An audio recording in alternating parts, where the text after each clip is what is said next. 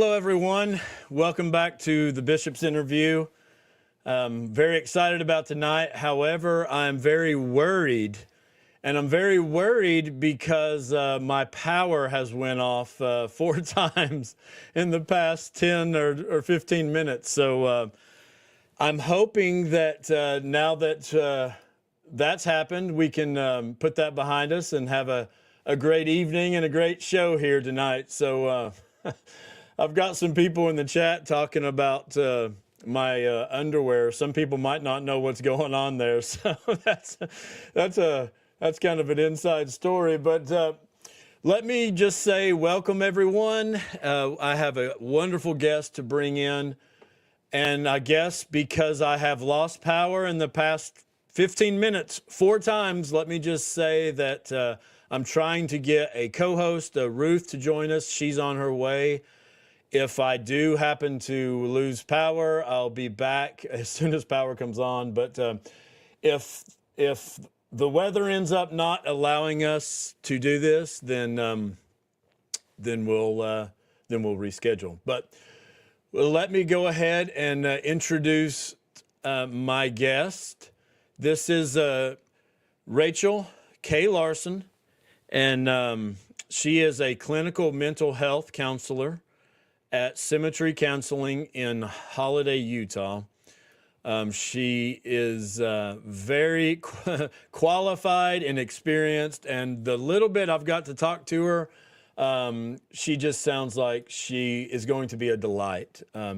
She has her bachelor's degree in psychology and a master's degree in clinical mental health.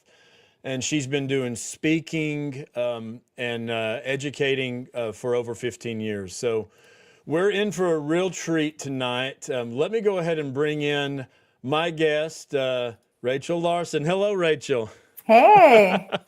Are you as nervous as I am right now that my power's going to go out? About the weather? I was just thinking like, hey, whatever nature gives us. And then right when I sent that to you, let's just see what nature gives us. Literally a deer walked past my window, stopped right in my view and peed on my lawn.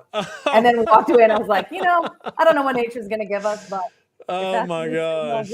We're just whatever. Let's just wait and see. So we were going to do a little bit of pre-show planning, but all we did is try to reboot my computer for 15 minutes.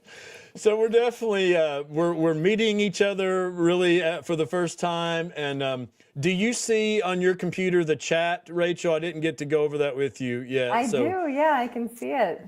Okay, so there'll be folks in the chat here, and we, as we go throughout this this evening, Rachel has said that she would be glad to take some questions as well from you guys. Of course, we're going to be talking a lot about mental health. And before we even get started, let me just say that I basically know nothing about this, Rachel. So I'm excited, and I may have to ask you to dumb it down for me just a little bit. But I'm excited to just kind of scratch the surface on something that I have dealt with. Some of my close friends and family have dealt with some mental health situations. And a lot of that has been related to the Mormon church. So among other things, I know there was a friend of mine who was, I think, really stressed out over a very dangerous job that he had. And it was really messing with his health. And he asked for multiple blessings and these kind of things back when I was bishop. So anyways, before we get going with Rachel, I just had my, oftentimes my co-host, which is Ruth. Have you met or seen Ruth before, Rachel? I haven't, no. Okay, no. Let me bring her in for a second here. Hey, Ruth, how are you? Hi, Ruth. How are you? So Ruth, I was just telling our viewers, and Rachel and I were speaking that we're having a storm here, and I've lost power 4 times in a row. So I'm hoping that that's behind us, but if for some reason I do go away and you guys are able to continue, I would love for that, and I would just come in when it restores. So And I know, Ruth, I know you also have just a small window, relatively small window. So, yeah, let's see what we can do. okay. So I don't think your mic's on, Ruth, just if you have it there. I'm not sure if you do, but as you're working on that, okay. So just checking the chat. I see Lisa says she has a tornado watch. So looks like we're all getting some nice weather. But Rachel, will you just go ahead and take just a minute or two, just in a high level, by way of introduction, and kind of tell us and our viewers just a little bit more about yourself, if you don't mind. Sure. Yeah. Yeah. Like you said, I'm Rachel Larsen. I work as a clinical mental health counselor. I also teach at Utah Valley University. I teach in the psych department, cognitive psychology and abnormal psychology, which is a lot of fun if you're into psychological disorders, which I am. So that's been really cool for me to learn about it from those angles. So I take a pretty clinical perspective on mental health, and there's a lot of intersectionality in the work that I do, and especially my company. Our clinic focuses a lot on faith transitions and how difficult it can be when you are deconstructing a faith, especially from your childhood. And with the LDS Church, there's not one part of your life it doesn't touch, right? And so there's a lot to navigate in practical terms, logistical terms, as well as like emotional and faith and things like that. And so kind of learning how that intersects with mental health as people are navigating those changes is something that's become a very big focus of mine, just simply from the demographic where we live and what people are dealing with. So yeah, that's been very, very interesting for me as I went through my own faith transition, and then just kind of dove right into that intersectionality. It was kind of wild. Can you hear me now? Yes, you sound great, Ruth. Thank you. Rachel, I just wanted to say that I've been going through this process of deconstruction myself for a little over a year. And without mental health help, counselors, transition therapists, I don't know how people do it without it. Because sometimes I feel like I'm in a good place, and then something will come up and I'm like, oh, this is still part of this thing that is my whole life, and I didn't even realize it. So I get what you're saying. It's an onion that never ends. Yes, it's very complex and layered. And so having someone walk through it with you, I think, is so helpful, because otherwise it can just be so disorienting. Yeah.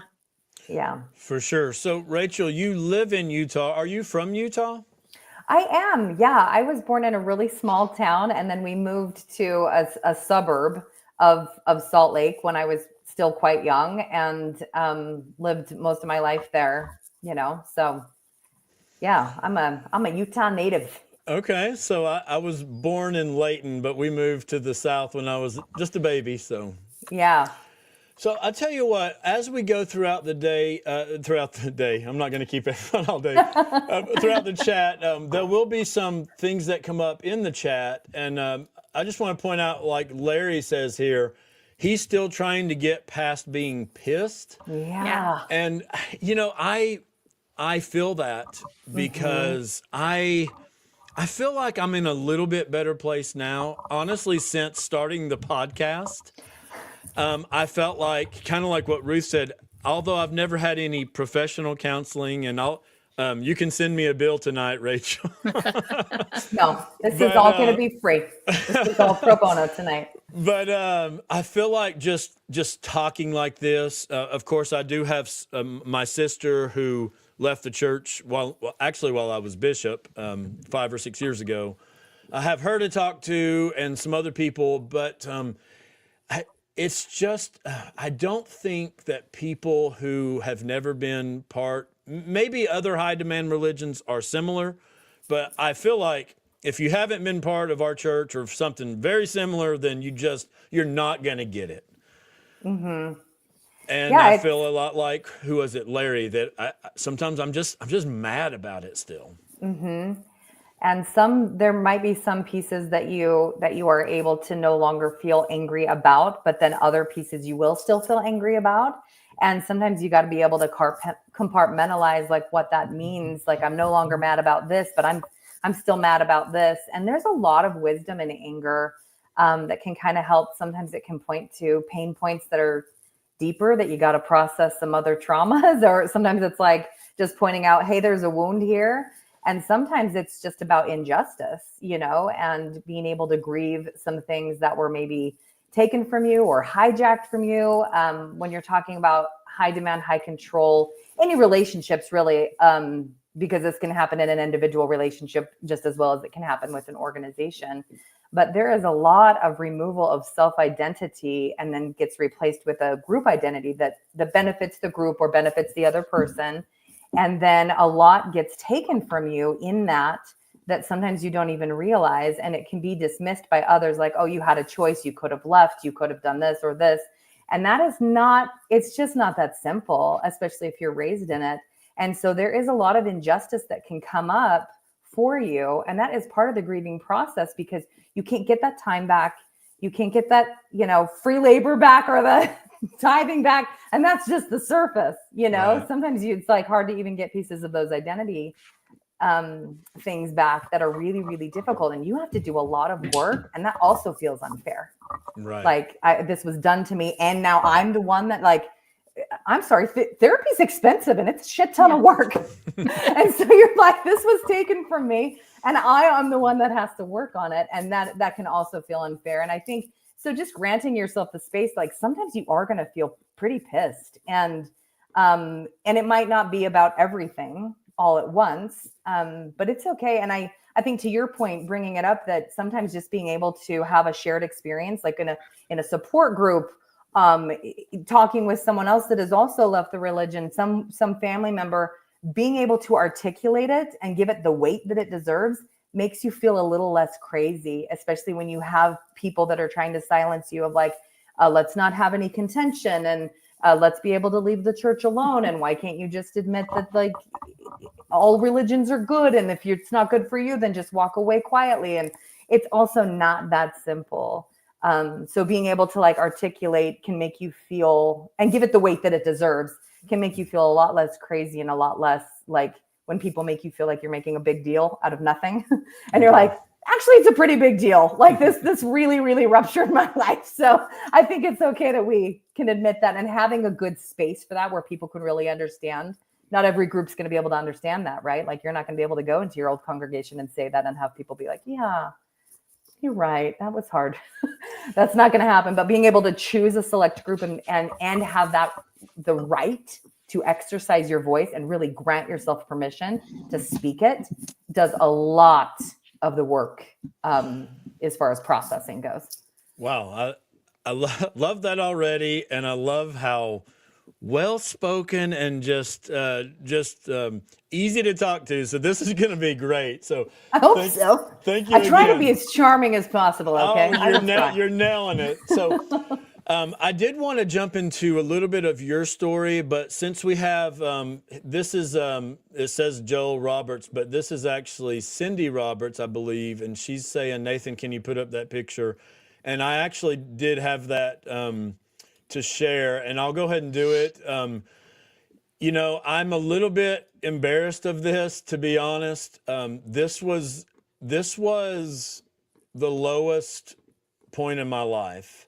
And this was about 2 years ago. And I've spoken about it many times, but there's no other way to put it. I was losing my mind by trying to stay in the church, knowing all of these reasons why it's not what I thought it was, and a constant mental battle that was not allowing me to sleep, not eating, running through 1,000 things a minute in my mind.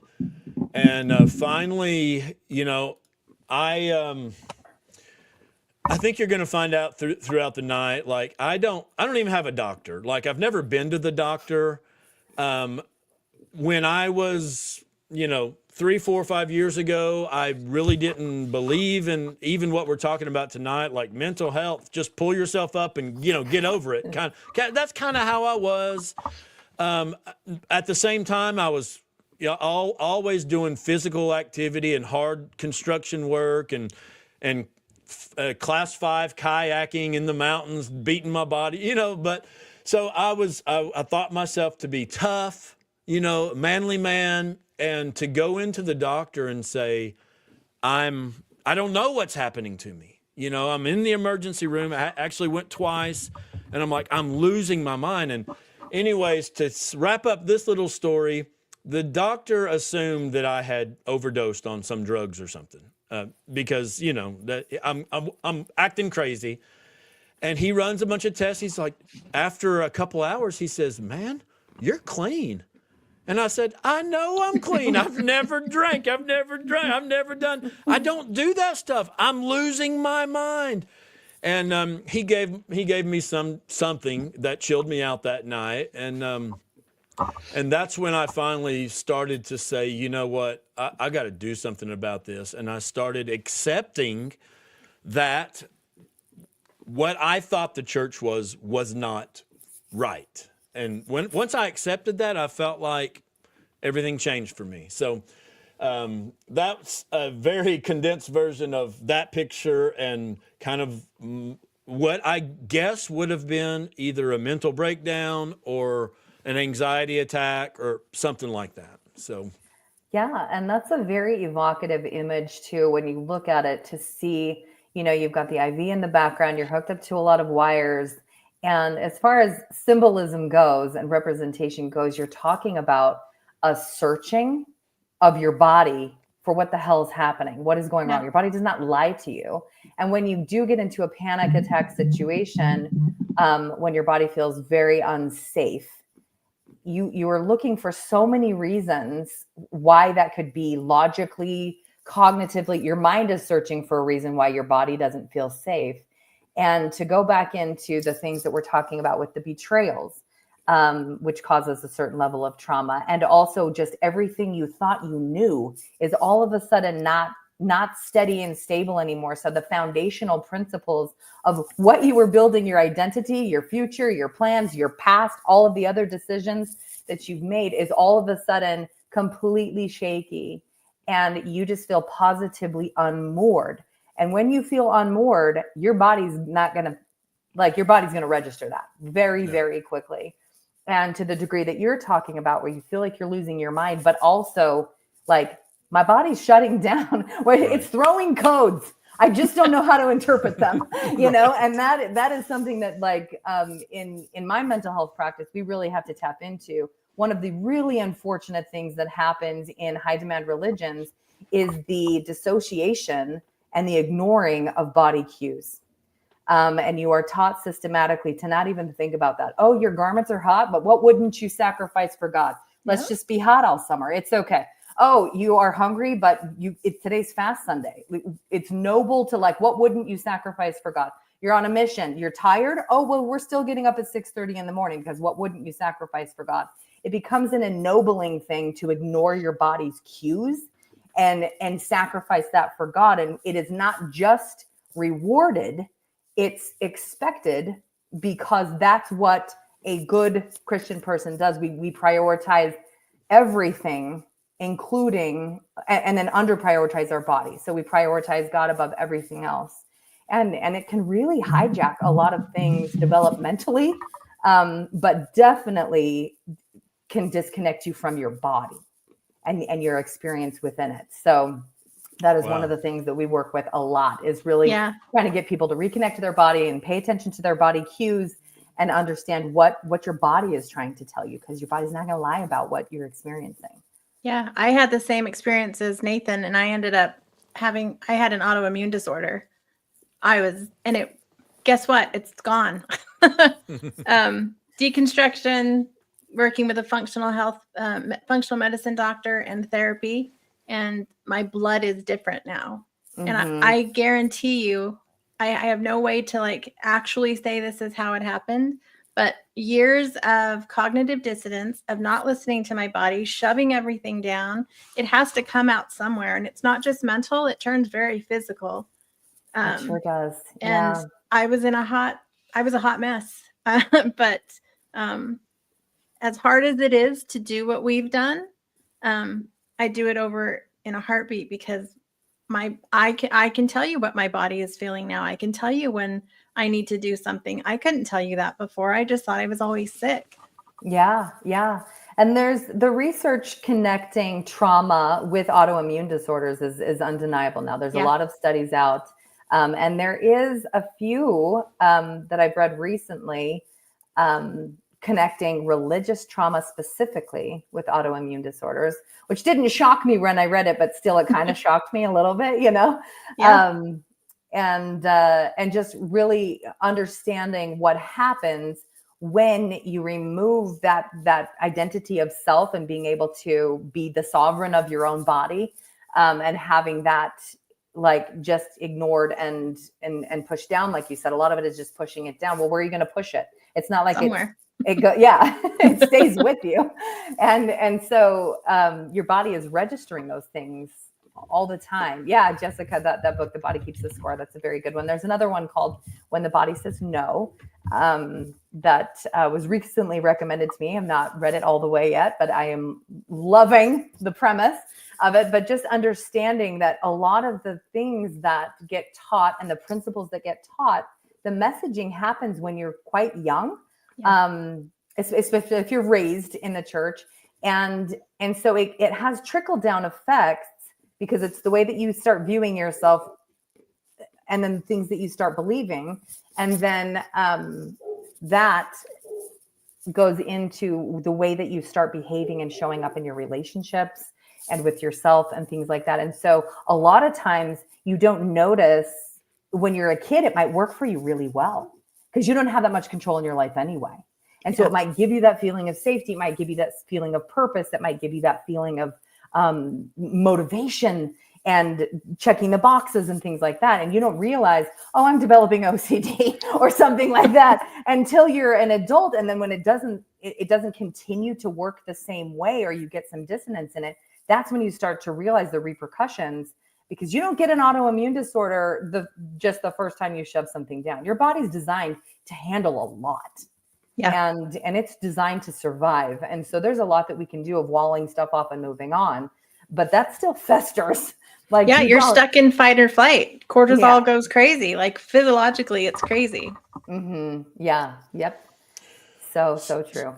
So I had a couple questions that I think will lead us into a slightly different path for a second. But Rachel, I understand that for you, as far as stepping away from the church, it's been around 2 years. Is that right? Yeah. I had a very typical upbringing. The church actually worked pretty well for me for a while, as far as like where I live and the way that we live. And, I lived a very typical life of this area. And I got to say, my parents are pure gold. They loved us. They supported us. They're just so great, like I don't have any complaints about the way that I was raised. There was not a lot of trauma in my home. And, you look at those ACEs, I don't really have any of those, but I developed body image and eating disorders and had that for 30 years and didn't even understand it was a function of OCD until I went to grad school. And then I was like, oh, I see what's happening now. And it's just such a high suffering thing. But I did the very Mormon like outline of what those prophets were saying in the 80s. I followed it to a T. Okay. So we're talking about, I'm a seminary graduate. I'm a returned missionary. I served a mission in the Netherlands, Amsterdam mission. And I married in the temple. We had 4 kids. We decided I was going to be a stay-at-home mom because that's what those prophets said. I'm still a little pissed about that. So we don't have to revisit the things I'm still pissed about. Me too. But I did that. We followed that pattern. And, it wasn't until and it was, one of those things like put your stuff on hold so that you can prioritize your husband's career and his education, all that kind of stuff. So I didn't finish my education, but that was super normal. Like so many women that I was like friends with and all of my peers, it was like they may have finished a bachelor's degree. Most of them had an associate's degree, but it was like almost that thing of like, well, we went to school until we got married and then everything switched over to his development. And that was our story too. And we're not douchebags. We're awesome. We're nice people. My husband's awesome. It's just that we were following this pattern that we believed in and didn't realize how it was detrimental to us until it was really detrimental to us. And then it was like, well, this is going to be kind of hard to repair. Yeah. And then when we had to restructure our marriage into a less patriarchal system, there was a point where I was looking at him and I'm like, dude, I love you, but we have two different marriages and yours is better. Like, I don't like what's happening here. This is not fair. I'm in a very disadvantaged position. Oh my gosh, please, earphones. And if my life and my security is completely dependent on this romantic relationship, if you chose to leave for any reason, I'm screwed in a way that you are not screwed. Yeah. And I would have the earning capability of our teenagers. I can't catch up to you. Yep. Because for 20 years, we've prioritized only your development. Then I was super pissed. And then it was like, okay, well, we're going to restructure this and work through like what it looks like to have equal partners and do what we can, to try to really be equitable here, even though there's really no catching up at this point. But that's when I went back to school. And at that point, I hadn't even looked. I didn't really even understand the word patriarchy. There was just like so much that I didn't really know. And when I went back to school, I took a global philosophy class and there was another one that was, a social psychology class. And it just completely turned my life around. Like I just learned so much from the education that I started to realize, I don't think our church is like helping us mentally in a lot of ways. Like we should probably be talking about this. And I was still pretty well all in. But that was the first time that I really started to look at like, I don't know if everything the church is teaching is actually really healthy. And so in my nuanced way, I was like, well, how do we make this work? Like, we just need to start talking about this clearly, like we can, I wanted to be the change from within. Yeah. I spent a little time in that space. I don't mean to laugh about it because I do know that there's a lot of people that occupy that space that really feel good about that. It did not work for me very well for a while. When I learned about the Sam Young case, that really hit me pretty hard. And the September 6th, which I had never really heard of before. And there were a couple of podcasts that I was listening to that really granted me the space to ask tough questions about my church without the need to come to a certain conclusion within 45 minutes in the Sunday school so that Larry and Linda can feel good about their lesson or whatever. And so I was like, wait, you had a Larry and Linda too? I'm sure. Who doesn't? Right? I didn't mean to cut No, you you're off. fine. You're fine. I was talking for a long time. We could probably take a breather here. So I want to just say that I got busted. Carol says, I think Nathan has Amy's Lowe's bucket with a straw. Yeah, that's an awesome cup. Okay, so yeah, you were actually going right in the direction I was thinking. So you've been doing what you do for many, many years, 15 years or plus, whatever, but you've only been out of the church for 2. So how did it work when you were, did you do the counseling and things even as a active member? No. So what I was doing, I was a public speaker and an educator. I was teaching community ed parenting classes, and I was doing a lot of motivational speaking. I hosted a podcast. It was called Humans Dealing with Humans.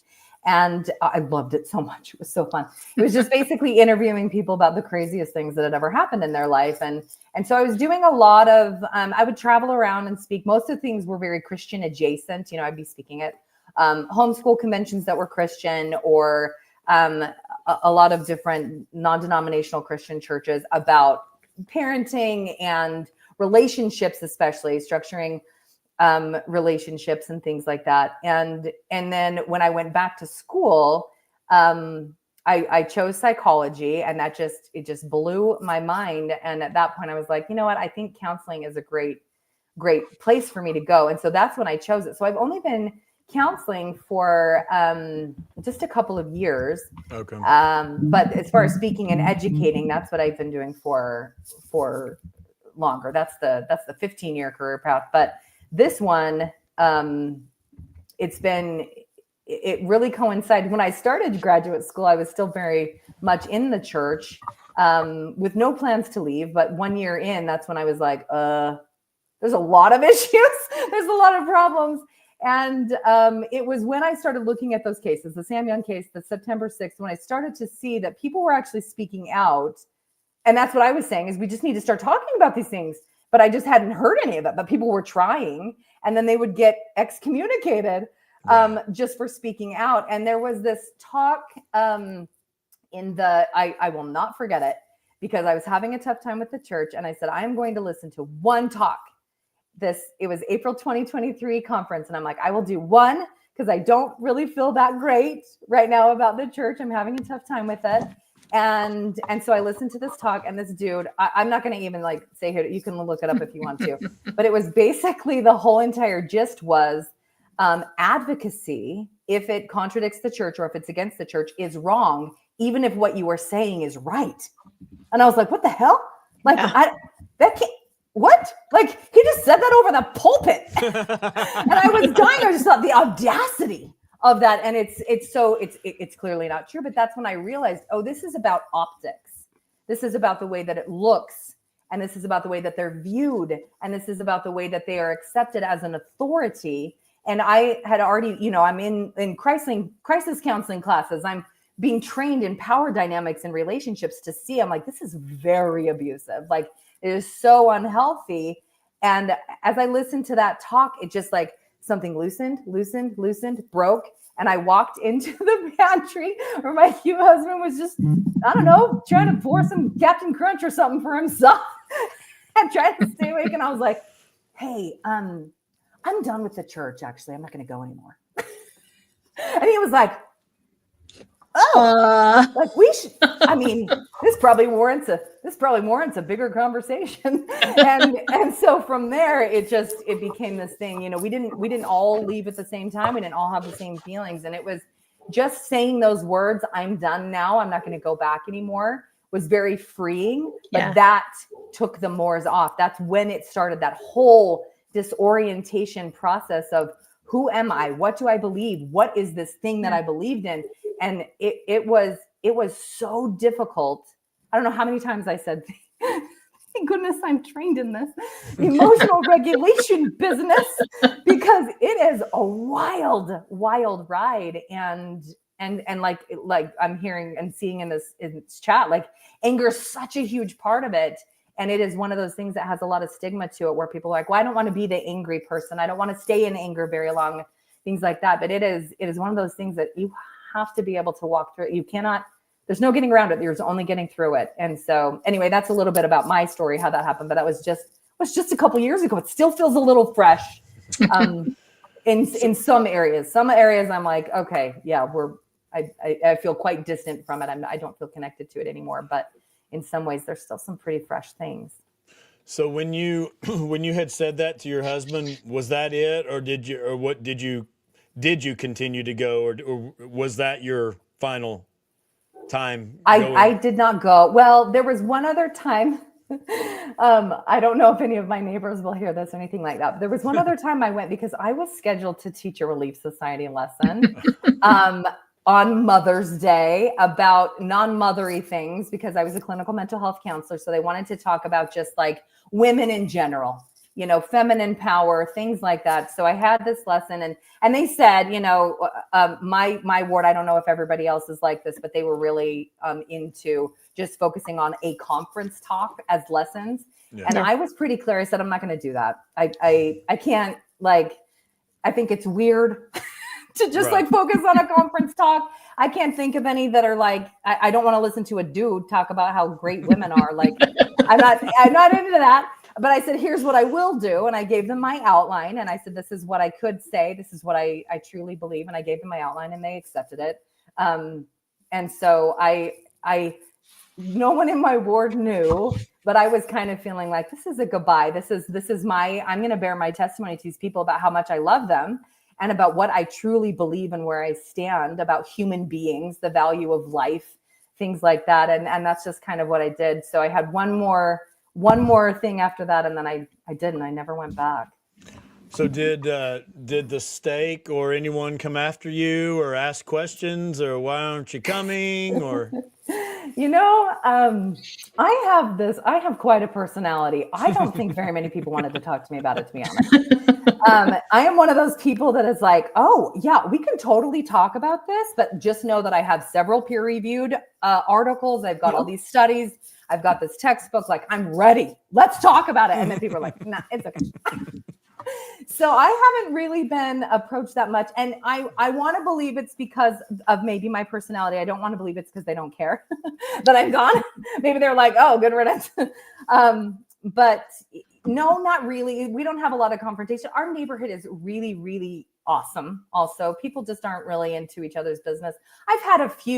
There's been a couple of weird encounters. I'll say there's been a couple of weird encounters.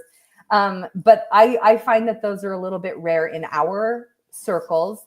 And we have lost a little bit of community and some friends, not typically in our neighborhood, but there's been other things that you wouldn't expect. And that has been a little bit sad for us, but I didn't have anyone coming after me. And I did have my name removed pretty quickly just so that I didn't have to even deal with that.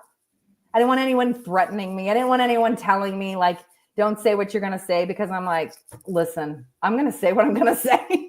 And so I don't want to have anyone thinking that there's maybe just misunderstanding their role in my life and overstepping in that way. So I just wanted to sever all those ties so that everybody knew pretty clearly, I'm going to say what I want to say. And you can pretend you have authority, but I'm not going to recognize that. I'm just going to keep talking. Right. Okay. Well, that is a very interesting pathway out. Do you feel like was it a kind of a traumatic thing for you, or it sounds like you just kind of through your training and your schooling and things, and then you're just like, yeah, this is not healthy. I mean, it just kind of seems like you just kind of. One thing led to another, or was it like a painful experience for you? Yes, there was some pain. There was some pain associated with it because there was a lot of fear. And that was one of the things that kind of tipped me off too, that there is some trauma here, because my number one response once I knew I was leaving was terror. Is my husband going to leave me? Yeah. Because I have seen cases like that and people have justified that. Are my children going to be okay? Like, what's going to be the response to them in our little pocket of where we live?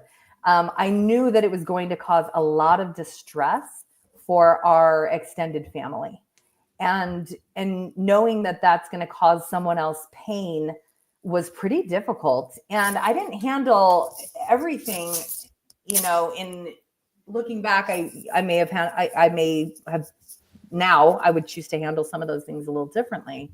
But we were very selective about who we told and who we didn't. And it was all in the name of trying to save other people pain, a lot of it.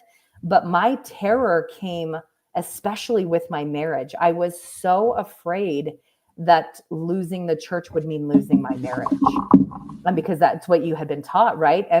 And you get taught that, like, you don't have anything if you don't have the church. Who are you? Like, what are you going to do? Where are you going to go? And I love all those memes now. And I'm like, wherever I want. Wherever I want to, gosh.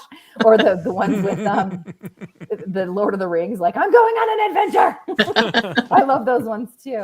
But it right in the moment, yeah, there was I did have very significant trauma responses in my body. And I will say that the amount of anger and the OCD that I had that I didn't really realize made it so I felt like I had to be prepared to explain myself at all times. So I had to know everything.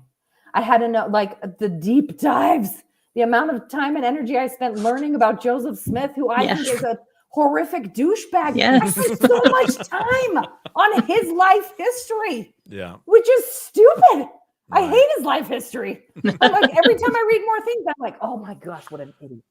And I hate that I spent so much time, but I really felt like I needed to. I felt like I needed to know everything. I felt like I needed to defend every position. And to your point, Ruth, with the fight or flight, I was waking up in the middle of the night, having fake conversations with people. Like, it's 3 a.m. No one is with me, but my body's prepped for a fight. And I'm thinking of all the things I'm going to say if anyone will ever have this conversation with me. By the way, they will not. And the only threat, there's no threat in my bedroom. There's my adorable husband sleeping next to me, which I'm of course jealous about, because how does he sleep when I'm so pissed? You know? Yep. And so those trauma responses, there have been some traumatic moments, mostly registering in my body as this fight or flight thing that I have to be ready for a fight, even though really nobody wants to fight me. Nobody does. Like, no one's really trying to fight me. And the work that I do with clients, seeing that happens with them too. And a lot of them are in varying degrees of deconstruction, and not everyone that I work with. There's a lot of other high demand religions and cults that I work with as well, that aren't necessarily Mormon, but like, you know, that power dynamic adjacent. And it's very similar stories when you go through the deconstruction process of just feeling on the defensive, like, because the threat is there, because it's always been implied your whole life. There is an implied threat. And now you have chosen to exit. So the threat is now in force. And in your mind, it's in force as long as it takes to be in force, whether or not someone's coming to your door. It still feels like it, because that's what they promised you your whole life. And it doesn't matter that you can. Oh, sorry. Go ahead, Ruth. I was just going to say, and they continue every general conference. There's always at least one talk that tells how bad those people who leave, like, don't talk to them, don't believe them, don't. I mean, and how sad for them. We're in a pitiable state. Yeah. And that is a lot of the silencing that gets done too. It's not always overtly confrontational, like, these people are bad, watch out for them. A lot of it is, oh, this is so sad. This is so sad. They're so misguided. They've just, you know, given in to whatever. A lot of the times that what was making me the most mad was people were acting like it was a matter of endurance for me. Like I just couldn't hack it anymore or something. And I was like, gave up. Have you met me? Like, I spent hours in those damn scriptures. I don't know how many times I've read the Book of Mormon, but more than 20. For sure. I'm like, this is not a matter of endurance. I was just like, to be misunderstood in that way just felt so unjust. And that was some of the things that was like waking me up at 3 a.m. of like, how do I explain myself so that they understand I'm an intelligent person and I left for good reasons. Right. And also that little missionary piece. I did have a really good friend. She's very, very helpful to me in this deconstruction process. But she's like, listen, a lot of the Mormon can't be taken out of you. So you are a missionary and you were taught to disseminate the truth. And now you have a new truth and you feel like you got to spread it. And I was like, yeah, I'm still a missionary. I didn't want to be. But I was like, that's true. And I felt so much the need to share, to spread, to educate.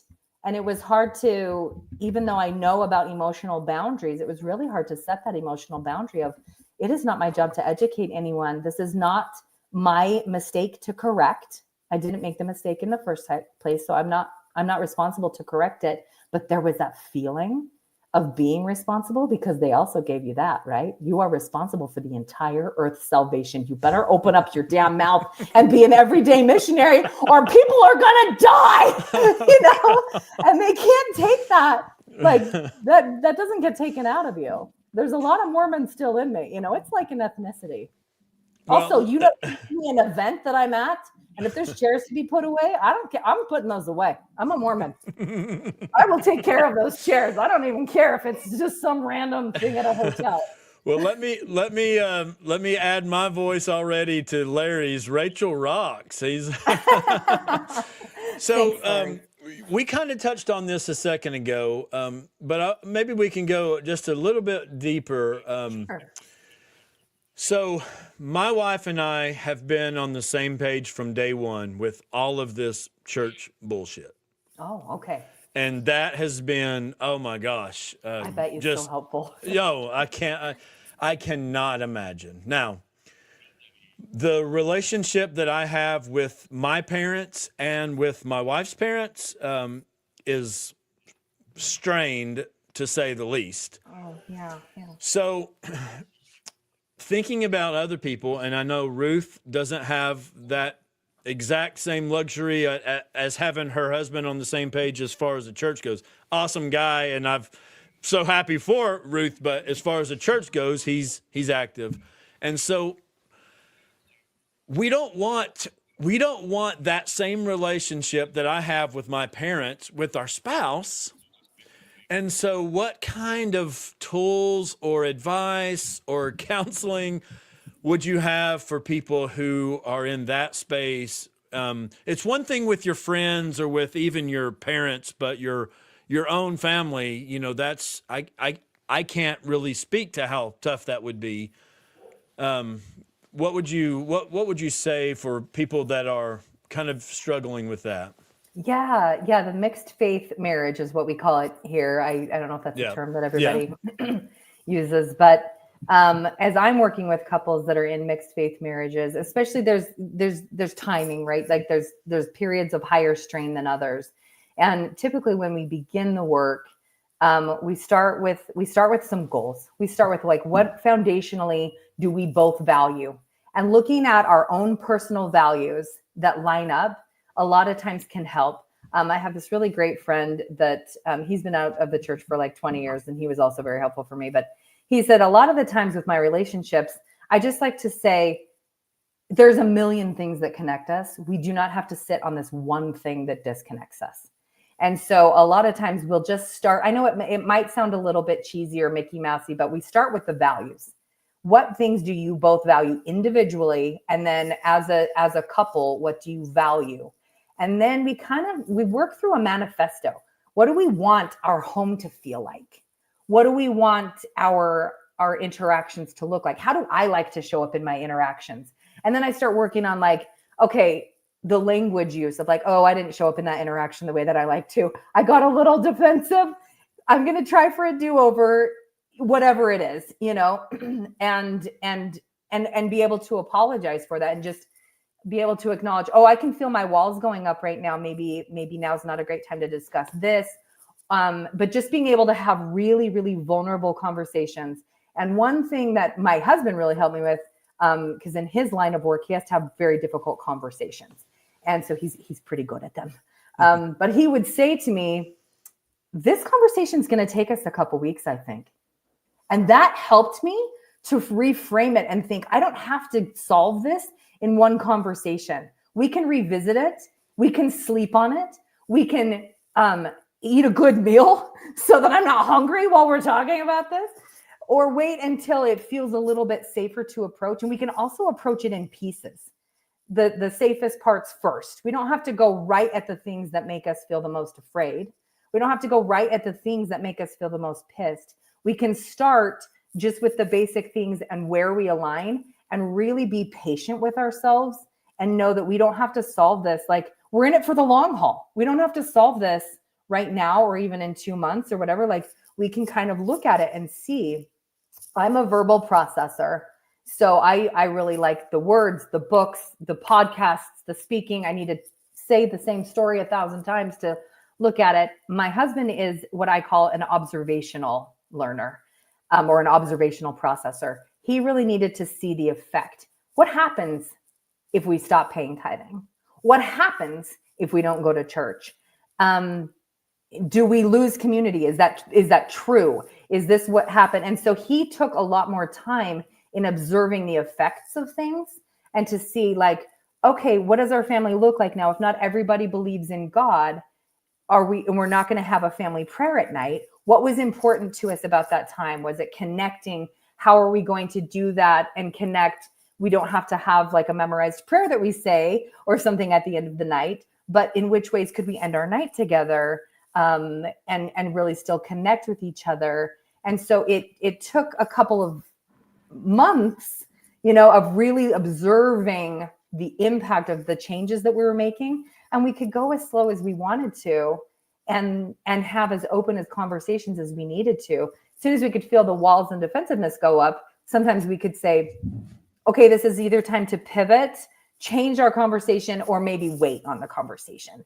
And we could just make that decision together. But navigating faith transitions at a different pace as each other, and that you don't know what the outcomes are going to be. Like you don't have a predictable outcome for the other person. It really is tender. And so you want to be really gentle with yourself and gentle with your partner.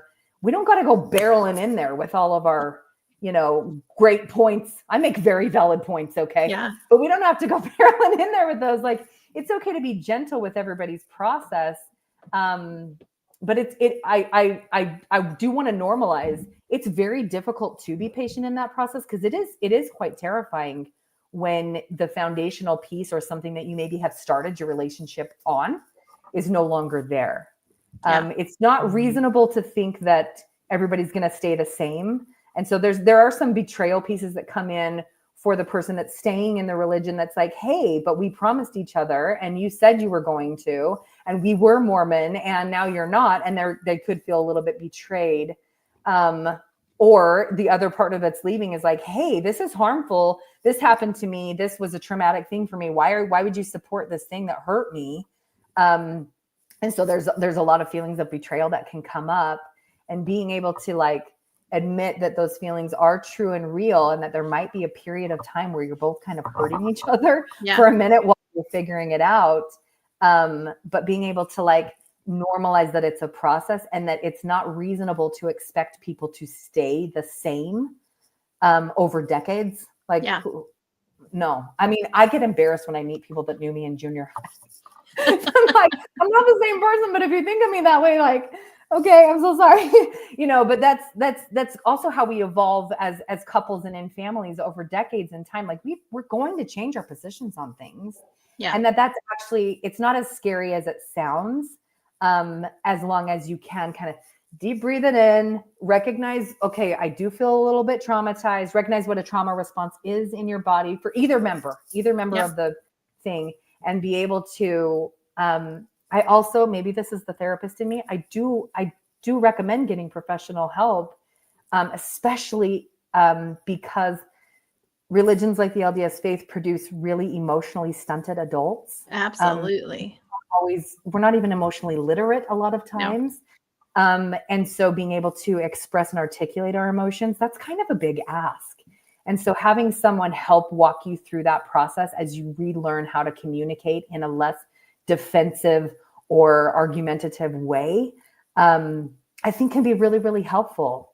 Yeah. So, I mean, I'm into it because obviously that's my job. That's my literal job. I work with people every day doing it, but it can be very beneficial if you start to recognize, hey, this is really difficult for us. Maybe getting some professional help's not the worst idea, Yeah. I think for me and my husband, I said I'm out. He was like, oh, what does that mean?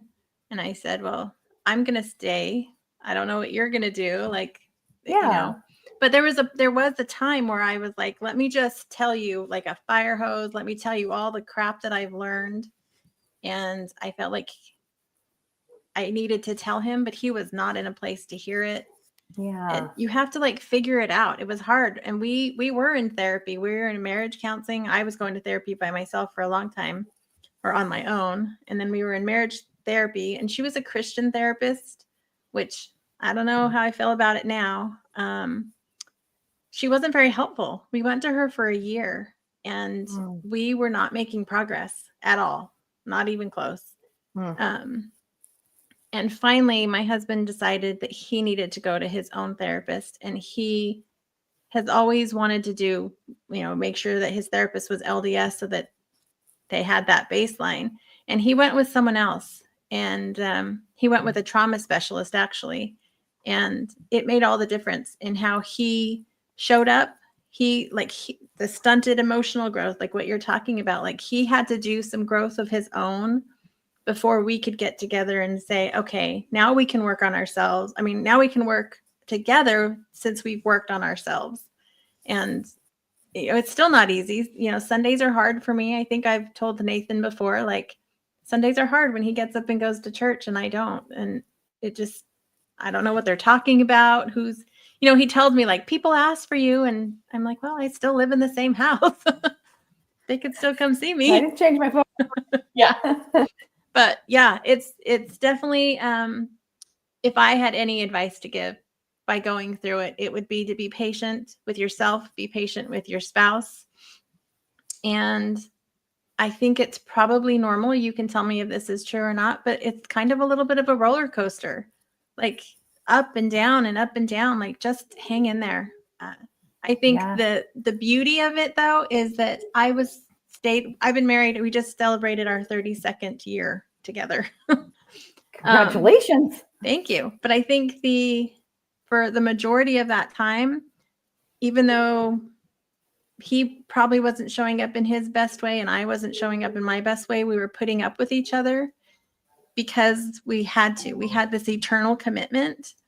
And I just figured the next life we'd find joy. And I think the beauty that I have now is that I choose to be in this relationship and I choose to make it work now without any manipulation involved. Even if he stays in the church, if he leaves the church, whatever, I'm choosing to make this relationship work. Whereas before I was choosing because I loved my family and I didn't want to lose my family. So that's a major difference. Yeah. And not all marriages do survive this kind of thing. And not all of them should. Some of them are built on a lot of toxicity, built on a lot of manipulation. And sometimes there's one party who does not want to work on that or even recognize that. And so sometimes you are restructuring a marriage into a co-parenting situation rather than a marriage. And sometimes you're restructuring into something else. And I think what's really important and what you were bringing up is that when you don't have an outcome-based goal where you already have to come to a certain conclusion, then you get the freedom to decide what does this mean to me? Do I want this? And why, and those kinds of things, and to be patient with yourself of like, hey, right now it might feel really difficult. So you might say, I don't want this because it's so hard, it's taking so long. But when you look at those values that you hold and the values that they hold, and a marriage is a very significant investment. Yeah. And if there's children involved too, you're talking about emotional stakeholders that don't have a lot of control. And there are other things to consider other than just, am I completely fulfilled? Or there's just other things to consider when you're talking about a foundational relationship for an entire family system. And you want to give that the time and the weight that it deserves. You want to take the time to really analyze and look at that from a lot of different angles. And there's a lot of work that can be done. And in looking at some of the principles that get taught in these types of religions where they put a moral price tag on even feeling an emotion, like you're not even supposed to feel anger. Yeah. Like that means that came from the devil. If you're feeling it, it's either a warning from the Holy Ghost that you're doing something wrong, or it's the devil leading you somewhere. And recognizing how many emotions you can feel in even just like 5 minutes, and thinking to yourself that some of them shouldn't be felt, or that some of them are an antidote to others. Like, oh, if you're feeling sad, just count your blessings, because gratitude is an antidote to sadness. That's not, I mean, that's based in really horrible science. First of all, it's not even the way that the body works. Right. But morally speaking, it can make you afraid, and that does emotionally stunt you. Yeah. And so then it's really hard to articulate things, and having a difficult conversation can be really hard if you don't even want to admit that you're mad, and if you don't even want to talk about your fear or things like that. And there's also a lot of other things in your body that you might not tolerate because you're also taught not to be proud of yourself, because that's self-aggrandizing. Yes. Hope can sometimes come with a lot of risk for things like, oh, but it might not happen. There's a lot of like, have faith in broken promises. Jesus could heal anyone, but if he doesn't, if he chooses not to heal you, then, you could still believe in him, even though he broke his promise. Stuff like that, that's really actually hard to reconcile. Yeah.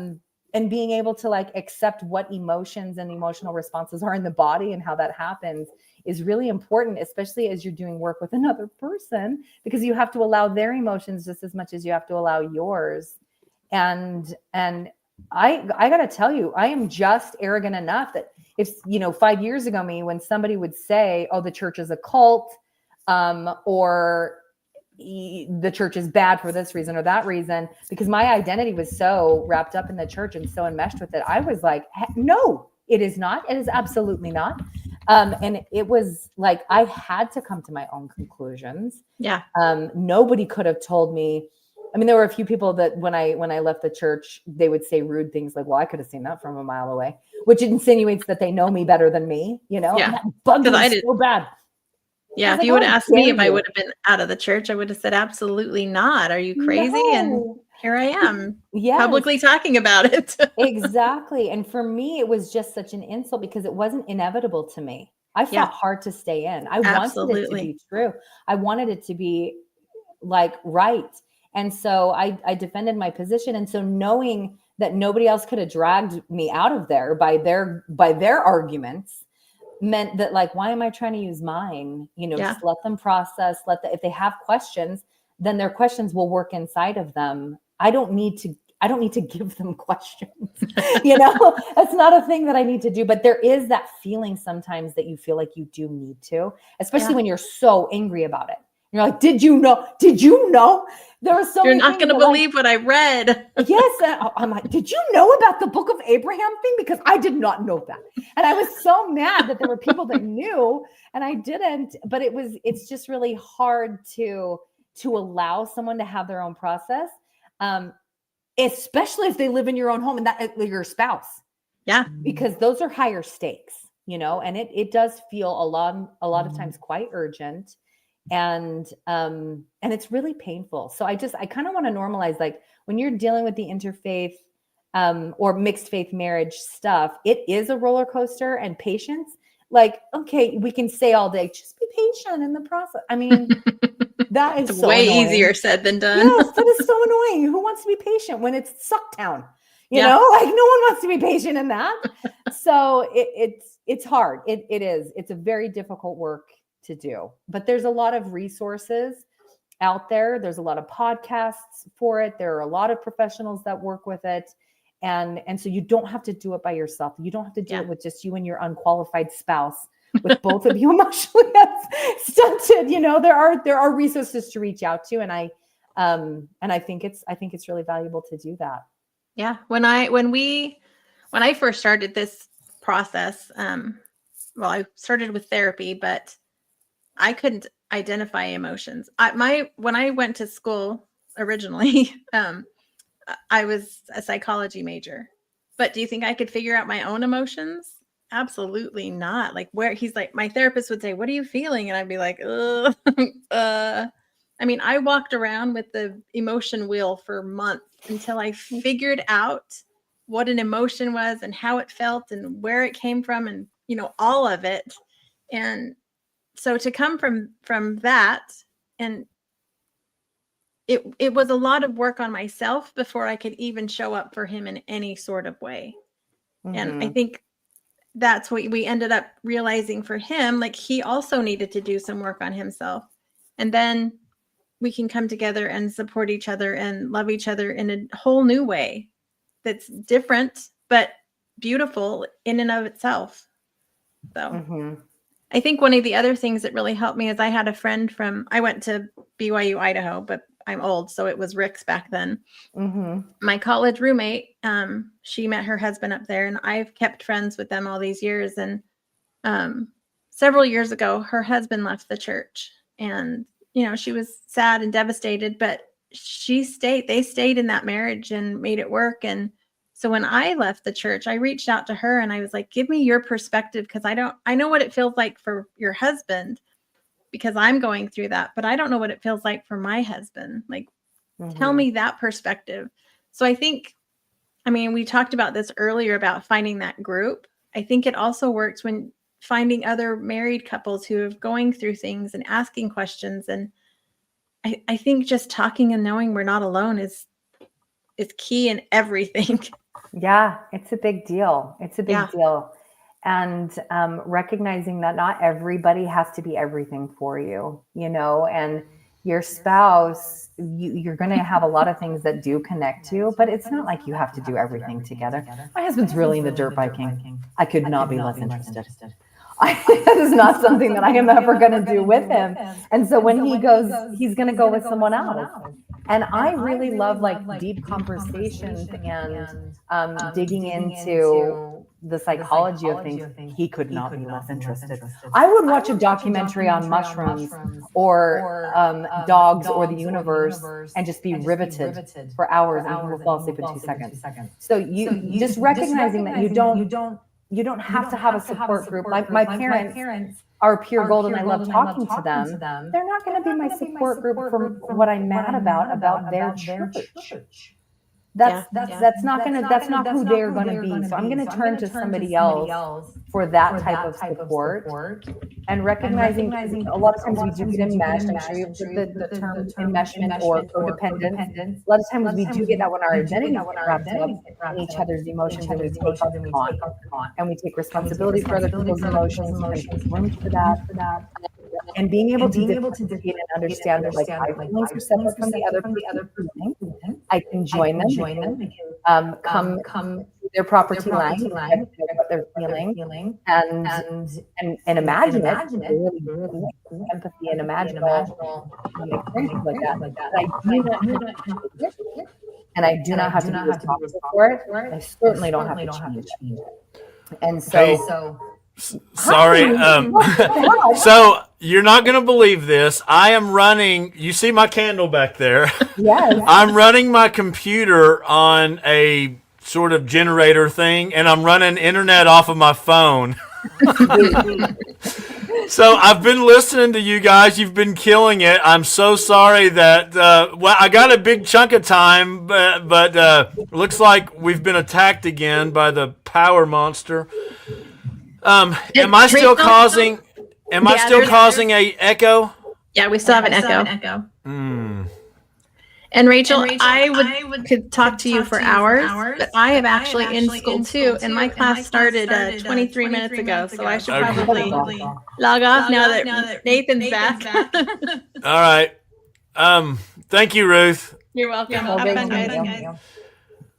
So, Rachel, it sounds like my gear and running off of candles and things. Let me just see. Do you still hear an echo, Rachel? Yes, I do. I'm hearing. Okay. Do you want me to try unplugging my headphones or just going? No, it's not you. It's me. It's me. Let me think. Good. I hate when it's me. Let's see. Why can't I do that? Yeah, I don't. Okay, let me try one more thing.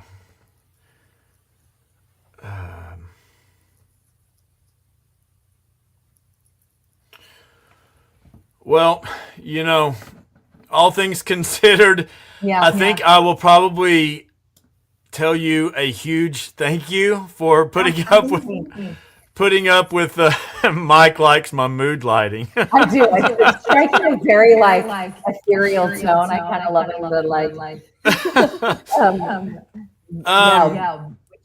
And we can also just we've been talking for a while. I'm happy to come back on if people have other questions, or if we want to continue the discussion or take it in a different direction. I'm happy to talk about this. I could talk about this forever. And then the principles of the LDS Church, what I wanted to get to is some of the things that are not healthy, and the ways that we can kind of change that. And the ways that we can kind of reframe. Oh, I just saw somebody in the chat that served a mission with me. Ostermiller. Okay, that's fantastic. Sorry.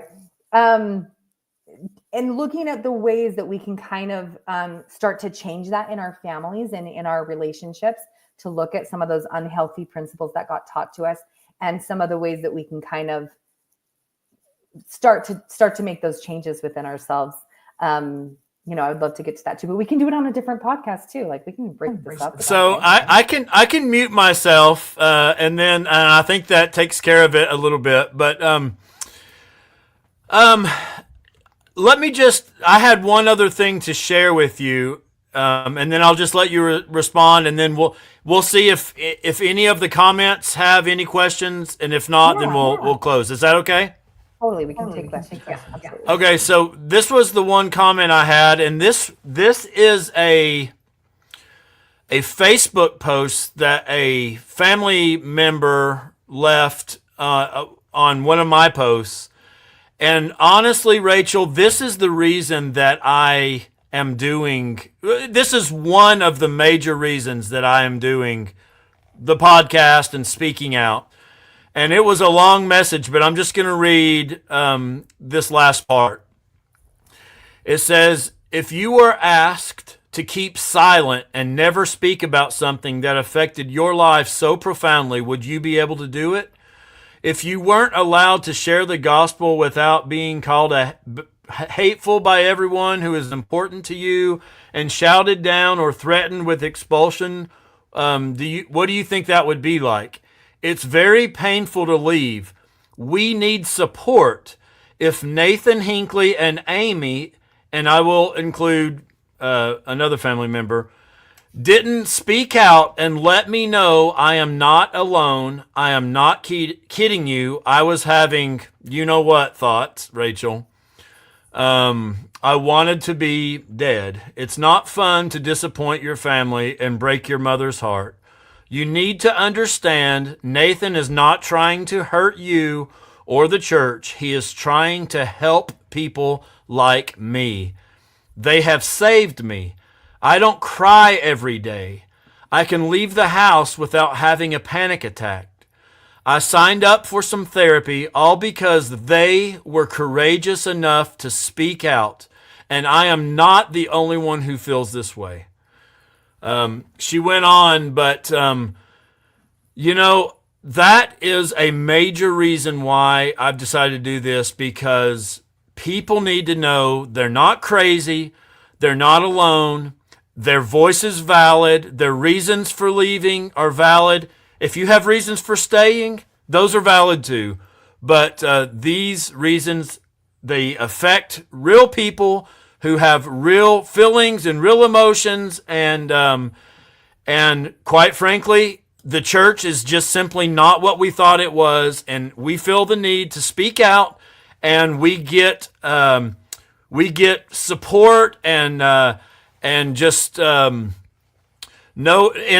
that other people can feel where we're coming from. That is enough for me to keep doing this, even in the dark under candlelight.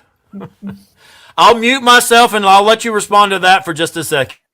Okay. Yes, how very pagan of you. I'm loving the tone it's striking with the candle in the background. I think that's one of the most powerful things that we can take away from it, right? When I came out of this publicly, I did a series of posts and I called them my deconstruction posts, and there were 10 of them. And what I realized very quickly as a clinician were the people, there was a target audience. And there were some people that it did not resonate with. And I was like, I don't think this is for you. And I recognized that I was trying to make everyone my target audience. I wanted everybody to be the target audience, but that's just not true. But the people that it was resonating with, it was actually so helpful to be able to come together in that way and feel that they weren't crazy, and that we had similar experiences, and to give yourself permission to say it. And it's okay if you say it, and not everybody, we're not in charge of how people receive it. It's okay if somebody that's not in your target audience hears it, and they will respond however they're going to respond. But if it doesn't resonate with them, that's how you know it wasn't for them, and when somebody does feel what that woman is expressing, that this helped me on a level where I can heal now. I don't feel the need to exit my life. I don't feel so despondent and so crazy and so in pain all the time. That matters. That matters so much.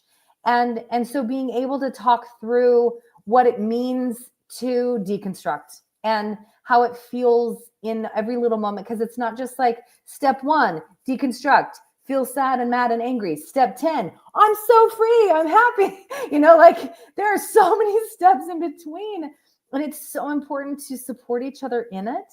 And I did have a friend express to me once, almost like I don't know if it was like a cautionary, I don't know, or chastisement, but like, well, of course you're going to lose some friends because what you're saying is actually really hurtful. And so you have to be careful because this is the natural consequence of you saying something hurtful. And I was thinking, if you saw my inbox, you would also see the people that didn't find it hurtful and found it helpful. And aren't they just as important? Like it's so important to me to understand that it is helping people. And yeah, a couple people got hurt by some of the things that I said.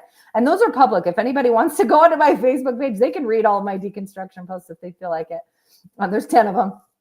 And it did strike a chord. There were a couple of weird neighbors that, I shouldn't say that. There were a couple of people that reacted weirdly that I was surprised about. But other than that, I don't know who all was hurt or who wasn't. But there was that feeling of like, well, if you're going to hurt anybody, then you've done it wrong or something like that. And I thought, well, this has helped so many people too. And isn't that what you're saying about the church?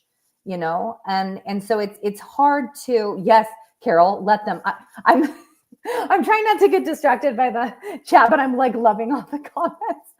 And it's just important. It's so important to understand that your impact by opening your mouth is actually really, really, it's big and it's important. And it's okay if you're the person that's standing at the door of the burning building, welcoming people as they come out. You don't have to run in there and force people out and say, hey, your building's on fire, get the hell out of here. It's okay to wait until somebody comes out and then you say, I am here. I know what you just went through. Let's get you some water and let's talk about what happened. And it's okay to be the person waiting at the gate instead of going in. Sometimes it doesn't feel like that's okay. Sometimes you feel like you got to go in there. But it's just like understanding that this is a significant change. This is a significant readjusting of your mind and of your body. And it is going to have some wild things to it. And so just recognizing that, however long you were in, that had impact on you every day. So it's okay to take the time. Yeah. Sorry. Go ahead. Awesome. No, perfect. So if there were any other questions for Rachel, bring them now. Otherwise, we're probably about to wrap up. I didn't want to take up Rachel's entire evening, but I did see where someone asked if you were still accepting patients. New clients? Yeah, new clients. I am not currently,